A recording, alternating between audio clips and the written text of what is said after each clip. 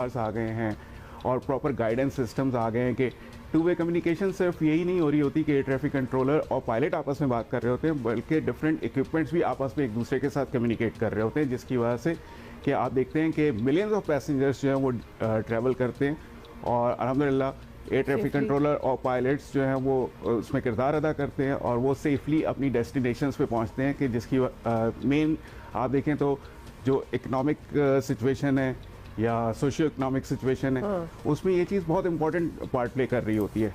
लेकिन इसके साथ साथ बहुत इंपॉर्टेंट चीज़ ये भी मैं आपको बता दूं कि ये सारी चीज़ें और डेवलपमेंट और एवोल्यूशन होने के साथ साथ जो है आप देखेंगे कि अभी भी बहुत सारे इंसिडेंट्स हो जाते हैं, अभी भी बहुत सारे एक्सीडेंट्स हो जाते हैं। इसमें बहुत सारी चीज़ों में ह्यूमन फैक्टर इन्वॉल्व होता है, बहुत सारी चीज़ों में जो है वो इक्विपमेंट के इश्यूज़ होते हैं या पायलट। आप दोनों की बातों से ये साफ जाहिर है कि ये बड़ी हाई टेंशन जॉब है, मतलब कि ये आपके नर्व्स ऑफ स्टील ही होने होंगे जहां आप इतने ज्यादा एयरक्राफ्ट को मैनेज कर रहे हैं। समझ ये बताइए, लग रहा है इसका दौरानिया मतलब कितने साल आप इतना अटेंटिव रह सकते हैं, तो किसकी तो समझ ये बता दें कि आप अगर कोई बनना चाहता है जिसका रुझान है, इंटरेस्ट है, तो इसकी ट्रेनिंग वगैरह मतलब किस तरह होती है? हाँ जी, इसकी जो वैकेंसीज अनाउंसमेंट होती है ये गवर्नमेंट ऑफ पाकिस्तान की पोस्ट अनाउंस होती है सिविल एविएशन की 17 ग्रेड की। उस पर जो एलिजिबिलिटी हमारा क्राइटेरिया होता है वो 16 ईयर्स एजुकेशन होता है, या तो BS हो या मास्टर्स हो तो साइंस सब्जेक्ट्स में, तो ही इज़ एलिजिबल टू अप्लाई।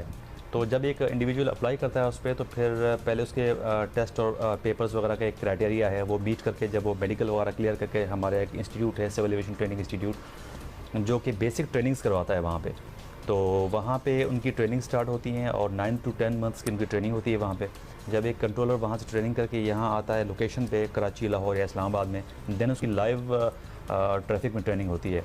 वहाँ सिविल एविएशन जो हमारा इंस्टीट्यूट है वहाँ जो बेसिक ट्रेनिंग है उसमें उस पर एयरक्राफ्ट का इतना प्रेशर दिया जाता है कि जब वो लाइव ट्रैफिक में आता है तो उसको वो प्रेशर इतना ज़्यादा फील नहीं होता, वो यूज्ड टू हो चुका होता है। जल्दी से ये भी बता दें हमारी फीमेल एयर ट्रैफिक कंट्रोलर्स भी हैं? बिल्कुल, हमारे पास फीमेल एयर ट्रैफिक कंट्रोलर्स भी हैं और काफ़ी हैं। Okay, lovely. अच्छा जी, सॉरी इतना ही टाइम है आज हमारे पास। ये बड़ी इंटरेस्टिंग किस्म की फील्ड है और लोग जो चाहते हैं, जिनको इंटरेस्ट है, तो वो आप पाकिस्तान में भी ट्रेनिंग लेके बन सकते हैं। बहुत बहुत शुक्रिया आप दोनों के आने का। Abdullah, would you ever consider this job? मैं टेंशन से एंग्जाइटी का शिकार हो जाऊं कि ये इतने लोग मेरी जिम्मेदारी है। दुनिया की जो सबसे ज़्यादा स्ट्रेसफुल जॉब्स में है वो पायलट की जॉब भी आती है और एयर ट्रैफिक कंट्रोलर की जॉब भी आती है। बहुत सारे लोगों को इस चीज़ के बारे में नहीं पता है, लेकिन आई थिंक ये अवेयरनेस की बहुत ज़्यादा ज़रूरत है क्योंकि बहुत ही टेक्निकल और हाई स्किल लोगों की जॉब है। Little bit of a job of giving some sort of awareness. इस पे हम जरा सलाम है सर। फिर भी जो पायलट होता है, एक पायलट बेसिकली अपने एयरक्राफ्ट का जिम्मेदार है, लेकिन एक एयर ट्रैफिक कंट्रोलर अपने सेक्टर में अगर जो फ्लाइट्स कंट्रोल कर रहा है, he is controlling around minimum 15 to 25 aircraft at a time. तो ही इज़ रिस्पॉन्सिबल फॉर 25 एयरक्राफ्ट और pilot is responsible for only 1 aircraft. Wonderful sir, जिम्मेदारी की जॉब तो डेफिनेटली है। बहुत बहुत शुक्रिया, थैंक यू सो मच साहब, थैंक यू, बहुत बहुत शुक्रिया। Quick break and will B right back.